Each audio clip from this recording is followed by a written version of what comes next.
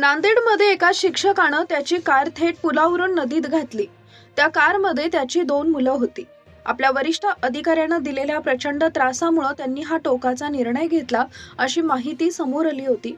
खरं तर ही घटना घडल्यानंतर संपूर्ण महाराष्ट्राला पहिला मोठा धक्का बसला होता. सगळ्यांना वाटलं की हा निर्णय केवळ आणि केवळ निराशामधून घेण्यात आला. त्याला त्रास झाला म्हणून त्यानं तो निर्णय घेतला, पण त्यानंतर अवघ्या 48 तासात त्याची एक अत्यंत गोपनीय रेकॉर्डिंग पोलिसांच्या हाती लागली. त्या रेकॉर्डिंगमध्ये तो शिक्षक आपल्या जवळच्या मित्राशी बोलताना आढळून आला. ती गुप्त ऑडिओ क्लिप सोडल्यानंतर सगळीकडे या प्रकरणाची वेगळी चर्चा सुरू झाली होती की तेवढ्या तपासातून एक अशी भयंकर गोष्ट समोर आली जिनं महाराष्ट्राला दुसरा सगळ्यात मोठा धक्का दिलाय. कार पुलावरून नदीत पडण्यापूर्वी त्या वडिलांनी स्वतःच्या मुलांसोबत असं काही केलं होतं की ज्यानं संपूर्ण यंत्रणेमध्ये धक्क्याचं वातावरण पसरलंय. आधी सगळ्यांना परिस्थिती वेगळी वाटत होती. सगळ्यांना त्या शिक्षकाची दया येत होती, पण जेव्हा त्यानं आपल्या मुलांसोबत केलेलं ते कृत्य उघडकीस आलं, तेव्हा मात्र प्रत्येकाच्या पायाखालची जमीन सरकली. मग नेमकं काय घडलं होतं त्या कारच्या आत? कार नदीत कोसळण्यापूर्वी शिक्षक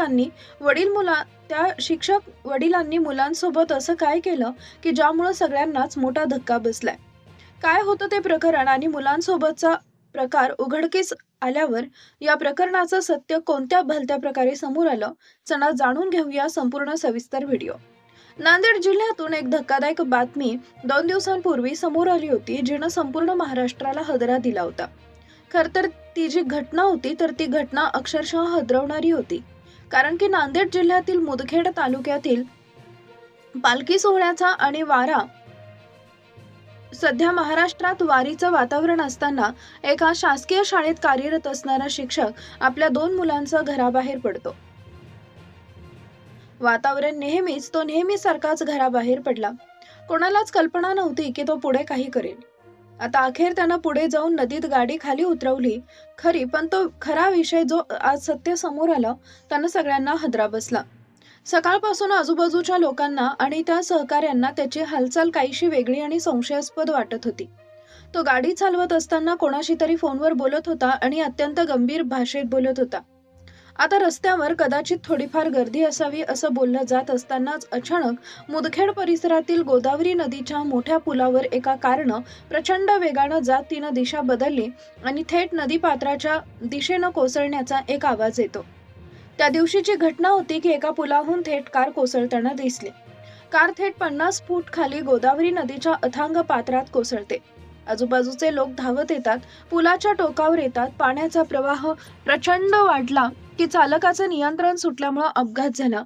या घटनेचा अचूक 48 तासानंतर पोलिसांनी जेव्हा तपास सुरू केला तेव्हा समोर आलेल्या पहिल्या खुलाशानं सगळ्यांची झोप उडवली. मग काय होतं ते सत्य? त्या मुलांसोबत त्या शिक्षकानं नेमकं काय केलं होतं?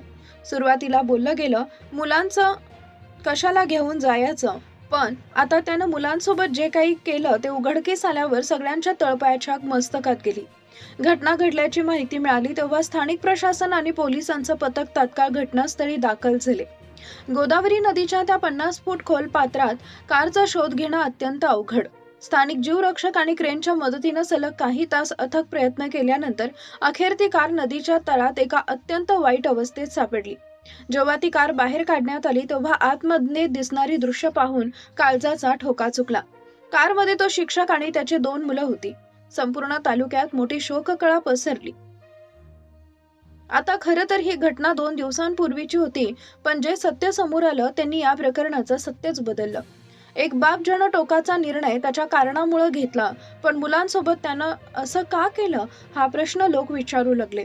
मग काय केलं होतं त्यांनी मुलासोबत की ज्यांनी या प्रकरणाचं संपूर्ण सत्य बदललं? सुरुवातीला पोलिसांनी अकस्मात मृत्यूची नोंद करून तपास सुरू केला. प्रत्येकाला वाटत होतं वाढत्या मानसिक दबावामुळे किंवा घरगुती वादातून शिक्षकानं स्वतःला संपवलं, पण तपासाची चक्र फिरली. पोलिसांनी जेव्हा त्या शिक्षकाचा मोबाईल जप्त करून तांत्रिक तपासणी सुरू केली तेव्हा एका गोपनीय फाईलचा सुगावा लागला ज्यानं तपासाची दिशा बदलून गेली. मोबाईलचा पासवर्ड क्रॅक केला आणि त्याच्यामध्ये शेवटची ऑडिओ क्लिप हाती लागली. त्या क्लिपमध्ये शिक्षकाचा मित्रासोबत ते बोलत होते आणि तो मित्र म्हणत होता, सर तुम्ही थांबा, तुम्ही कुठे आहात मला सांगा, मी 1 तासात तिथं येतो, 1.5 तासात येतो, प्लीज गाडीचा वेग कमी करा, गाडी थांबवा. आपण एकत्र बसून याच्यावर मार्ग काढू. कोणता टोकाचा निर्णय घेऊ नका. मित्राच्या आवाजातील तो थरकाप, ती भीती स्पष्ट जाणवत होती.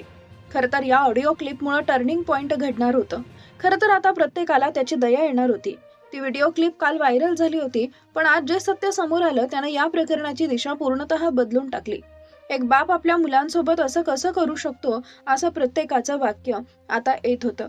खरं तर तो शिक्षक मात्र शांत आणि गंभीर आवाजात मित्राशी बोलत होता. तो म्हणत होता, आता खूप उशीर झालाय. मी माझा निर्णय घेतलेला आहे. एवढं बोलून फोन कट होतो आणि त्यानंतर काही मिनिटातच ती कार पुलाखालून खाली झोपवते. या ऑडिओ क्लिपमुळे हे सिद्ध झालं की हा अपघात नसून एक नियोजित आराखड्यानुसार केलेलं कृत्य होतं. पण सगळ्यात भीषण आणि धक्का बसायचा अजून बाकी होता. कारण पोलिसांनी जेव्हा मुलांचा अंतिम रिपोर्ट मागवला तेव्हा सत्य भलतंच निघालं. लोकांना वाटलं की ते तिघे जण पाण्यात बुडाल्यामुळे त्यांची ही परिस्थिती झाली असेल.